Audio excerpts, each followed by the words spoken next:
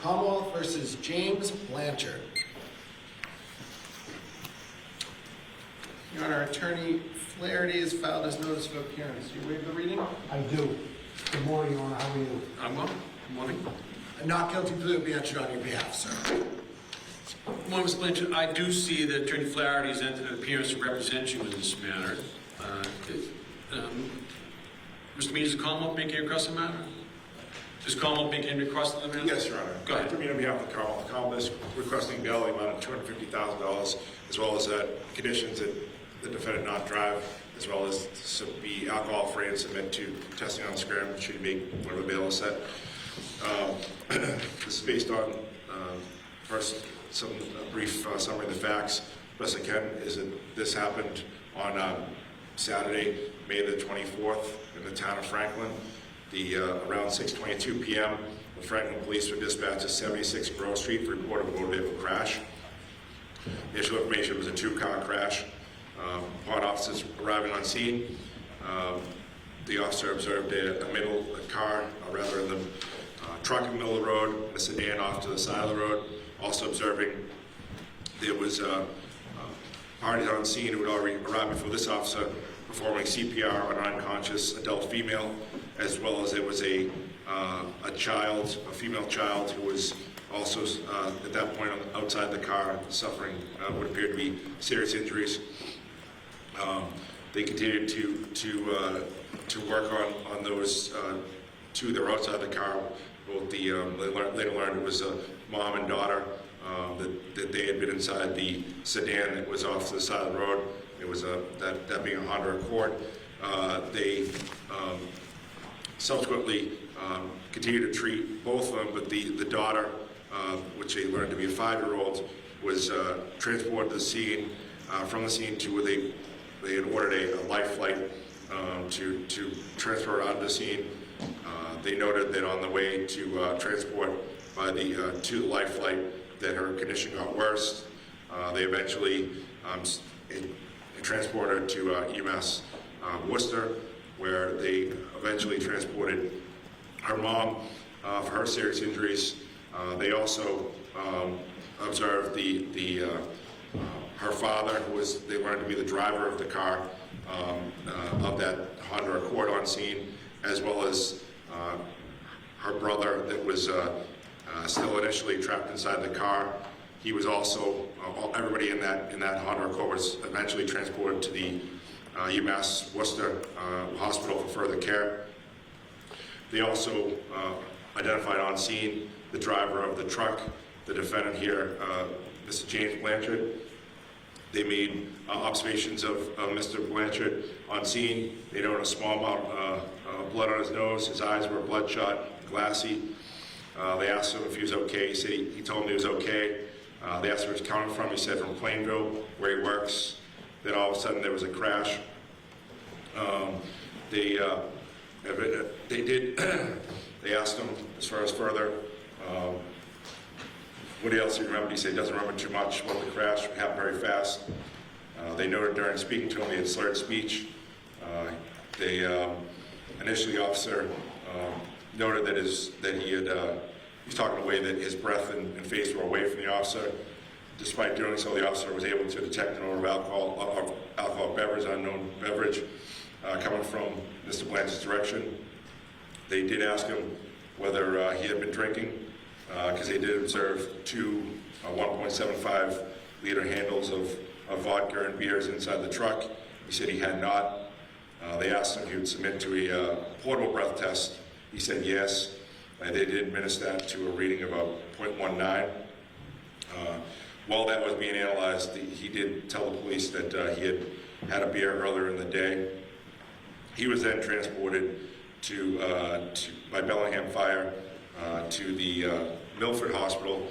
Prior to that, he was placed under arrest. They did make observations in transit that he was nodding off during the transit. They did speak to Mr. Patel, who was the driver of the Honda Accord. Asked him, he said he was driving the sedan. They were going to Blackstone for his son's birthday. He said he saw the truck in his lane. He tried to avoid being hit by the truck by turning left in into the opposite travel lane. but the crash still happened. They then, as far as they learned, as far as at the hospital, that both the son, which would have been the front, I believe the front seat passenger, as well as his mother, one of the backseat passengers, were in critical condition. They learned on that evening that the daughter, the 5-year-old, did pass away on Saturday. They subsequently spoke to further witnesses, one of the witnesses being a person who was driving behind the Honda Accord, who stated when they observed that the Honda suddenly jerked to the left, and then saw that the crash at that point. They also, police did go to Milford Hospital with the defendant, where he was already placed on arrest that time. At some point in time there, around 9:29 or so p.m., they did read him his statutory right to consent. He did agree to a consent, rather, to a blood draw. Subsequently, on Sunday, May 25th, around 11:45 a.m., detectives from Franklin Police interviewed the defendant, provided Miranda rights. He agreed to speak to them. As far as he said, he had worked from 7 a.m. to 12 p.m.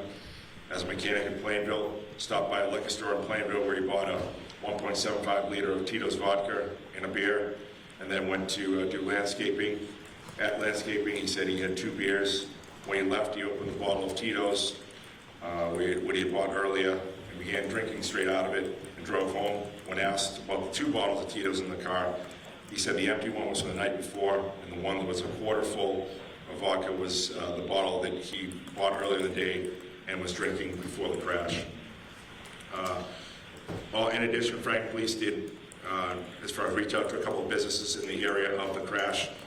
They expect to have, there's one business right before and one business right after the crash that do have cameras. They do expect to get the videos on relative to that time, around that time period, which would have been the evening of Saturday. The Commonwealth is asking for the $250,000, which, and that's based on the charges. The fact that the defendant is facing a minimum mandatory on at least 3 of the charges here. The level of alcohol involved in this, the seriousness of the crash, in addition to the charges, the fact that although the defendant does not have a prior criminal record, did have a chance to look at his driving record. It looks like that there's several speedings.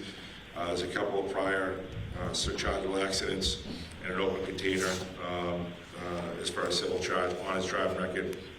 Based on that, and as I said before, the other reasons, the Commonwealth is asking for substantial bail of $250,000, do not drive, and the defendant be alcohol-free with testing on the scram. Thank you. Attorney Flaherty?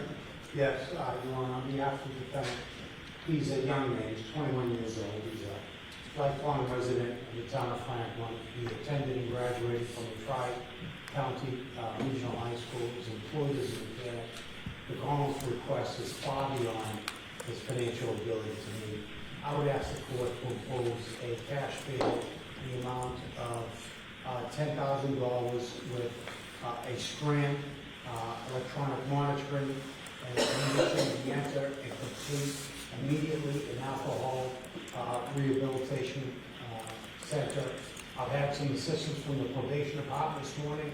There are some beds available in Massachusetts. The Recovery Center of America was available based upon the Commonwealth's recitation. It's probably the right place for this young man at this time. It's a significant case with significant penalties, but I can tell the court that this young man is not a risk of flight. I appreciate that, but I don't think that Mr. Mead's request is out of line. Obviously, any loss of life is tragic, but especially so when the child is involved. I gather, well, ADA Mead did not say so, but I would think that it's a case that the Commonwealth is likely to consider indicting, which would trigger increased penalties, number one. Number two, it seems like there's uncertainty at this point whether there's additional charges that will follow given the condition of the other passengers in the vehicle being critically injured. But I would think the Commonwealth might consider an upgrade of the charges if they do go to the grand jury with the case. So I'm going to set bail amount to what Mr. Mead requested, which is the $250,000 cash. If he does post that, he's subject to a scram monitor, remain alcohol-free, do not drive without a valid license. I will revisit that bail if the case does stay in the district court, but for today's purpose, I'm going to set bail at that amount. All right?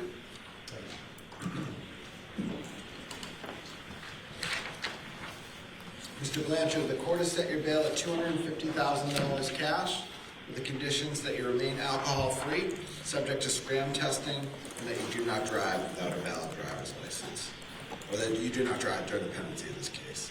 You should be advised, sir, that if during the pendency of this case you violate any of those conditions of release, or if you commit a new offense while this case is pending, you could be held without bail in this matter for up to 90 days. Mr. Flack, do you want to select a 30-day date? Yes. Is the 24th available, June? Yes. This matter stands continued to June 24th for pre-trial hearing. All right, thank you both. Thank you.